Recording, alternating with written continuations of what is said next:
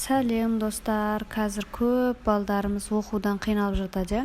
Осылай әріптерді жеке-жеке шығарып, бетін ламинаттап, әріптерді осылайынан қосып оқытса, бала тез үйреніп алады. Тағы бір мысалға келтіруге болады. Осыны ойын түрінде барлығын қазір келесі видеодан көруге болады. Осылай ойнатса қызықты болады. Ра дұрыс. Са. А. Жоқ. Са, дұрыс. Дұрыс. Ла, дұрыс. Жақсы қаланып қоймыз. Та, дұрыс. Енді, я. Дұрыс. Енді, ма, дұрыс. На, дұрыс. Ша, дұрыс. Я, сенікі. Енді мыналар дұрыстап қоямыз. Ба, жоқ болды ғой. Ба, дұрыс. Жоқ, қалып қойды. Да, жоқ, да, дұрыс. Енді дұрыстап қоямыз әдемілікпен.